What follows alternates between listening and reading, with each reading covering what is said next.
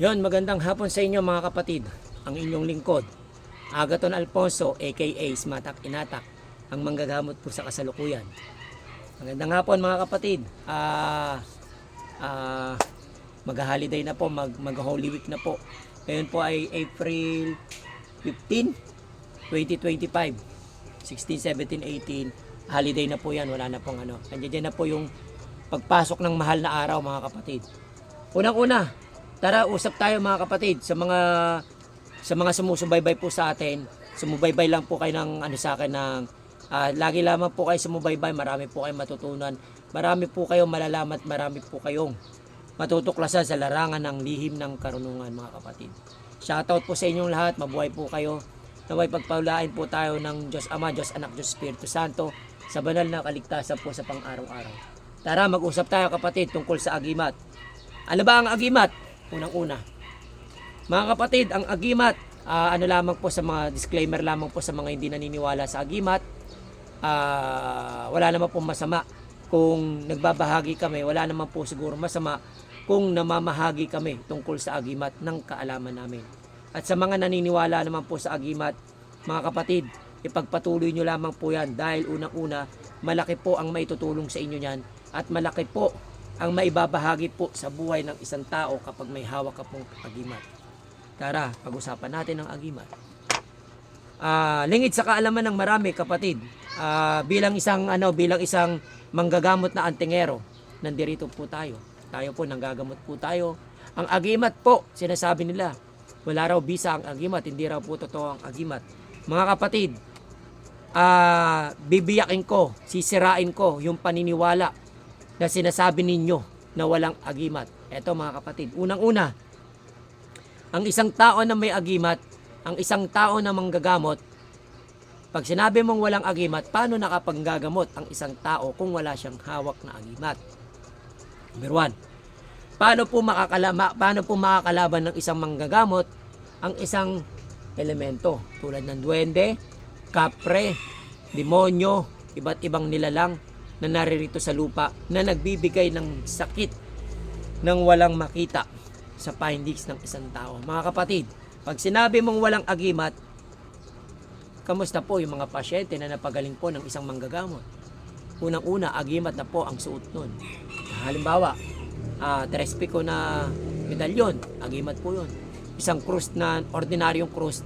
May mga krus kasi na ordinaryo, misa talaga hindi po nagano yun pagka-ordinaryo. Pero pag mga medalyon at mga ganito po, tulad nito, kidlat po to na hinulman na lang natin sa krus. Ito po, kidlat po na hinulman natin yan. Kumbaga meron siyang bertud.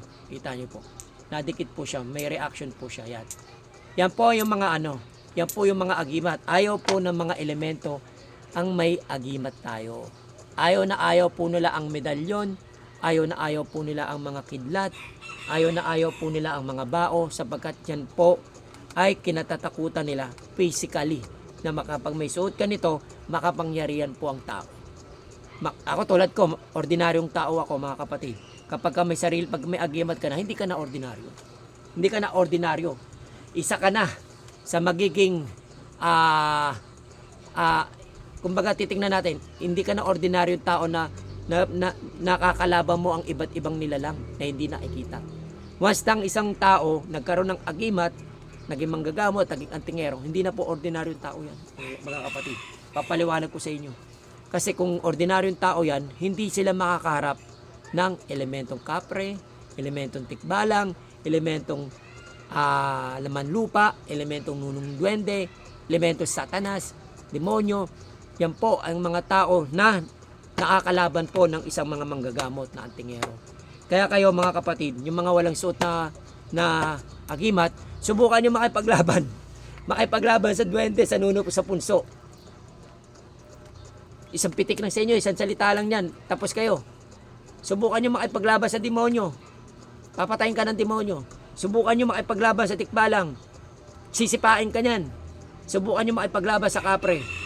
Paparusahan ka nyan. Ganun din mga duwende. Ngayon, pag sinasabi nyo walang agimat, paano po namin napapasuko ang isang demonyo, ang isang nuno sa punso, ang isang mangkukulam, ang isang mamamarusa ng mga elementong itim?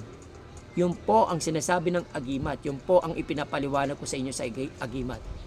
Ngayon, tulad ko manggagamot, ordinaryong tao ako na nagkaroon po ng agimat. Nakakaharap po demonyo.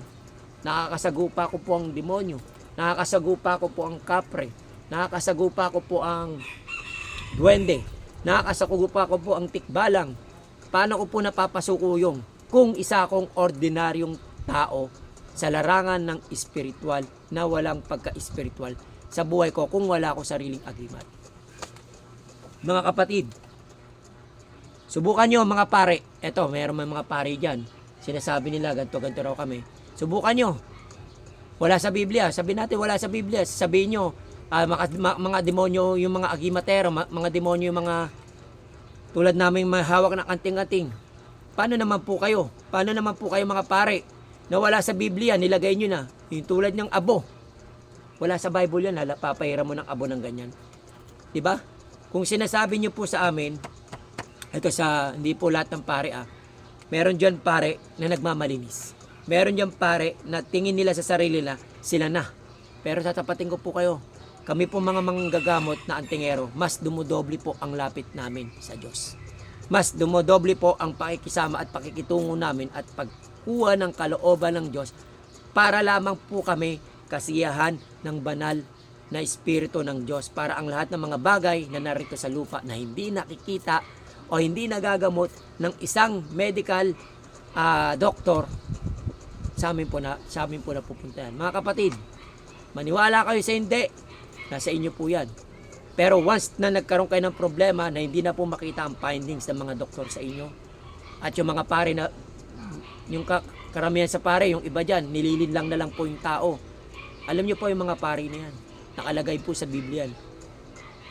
Sila po, mga Pariseo, ang mismong nagpapako kay Kristo.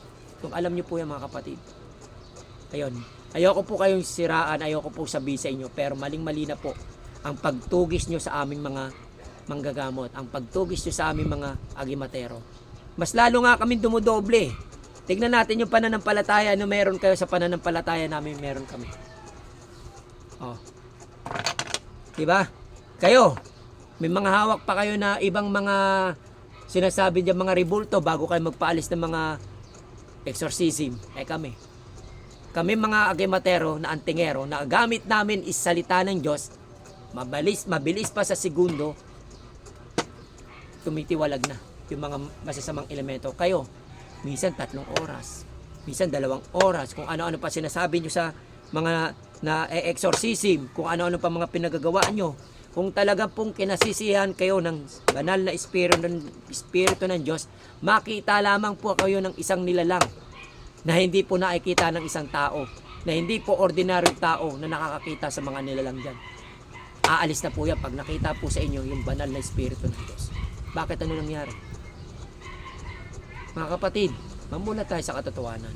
Hindi po kami nandirito mga amang gagamot na antingero para lamang po singilin kayo, para lamang po magbayad kayo, para lamang po magpakita kami ng kakaibang galing. Pinakikita po namin yung kalooban ng Diyos na nasa amin po.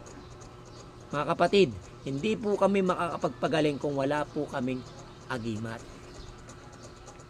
Yan po. Kala nyo ang agimat sa baril lang? Kala nyo ang agimat sa taga lang? Kala nyo ang agimat para sa pagpapakita lamang po ng iba't ibang pamamaraan? Ang agimat po, nagagamit po yan sa pamamaraan na panggagamot at pagpapaalis ng masamang nilalang at elemento.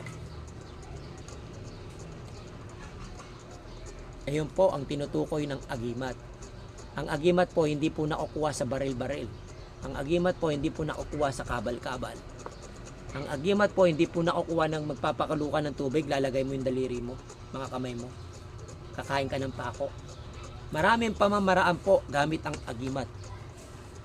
Hindi lamang po nakikita ang agimat sa pagpababaril natin o pagtatataga natin o kung ano man po ang bisa ng agimat na meron kayo. Ang agimat po, ginagamit po sa pagtulong sa kapwa. Na tulad natin na ikaw, ako, manggagamot po tayo lahat. Ito po ang tunay na agimat. Ang agimat po, ginagamit po sa tama. At ang agimat po ay ang kalooban ng Diyos. Kapag may agimat ka, kailangan po kalooban ng Diyos pa rin po ang gamitin natin. Hindi po kalooban mo, kalooban niya, kalooban ng bawat antingero na iisa. Mandaraya po ang kalooban natin. Tandaan niyo po yan mga kapatid. Kahit sino pa yan, kahit pari ka pa kahit doktor ka pa, kahit sino ka pa, kahit nasa gobyerno pa tayo nagtatrabaho, kahit saan pa, mandaraya po ang kalooban ng isang tao kung hindi magiging kalooban ng Diyos ang nasa puso natin. Ano ba ang kalooban ng Diyos? Ang kalooban ng Diyos, yun po ang pinaka-agimat na isang pinakamatatag na agimat sa spiritual na buhay. Mga kapatid, ito po, ang tunay na agimat ay ang kalooban ng Diyos. Ang tunay na agimat ay ginagamit sa paggawa ng tama. Ang tunay na agimat, hindi po mapangsamantala, hindi po mapanghusga, hindi po gumagawa ng mga kalokohan, at hindi po nagyayabang, hindi po inggitero, hindi po lahat ng masasama. Kapag nasa spiritual ka, mga kapatid, kailangan po ang agimat po ay ang kalooban ng Diyos.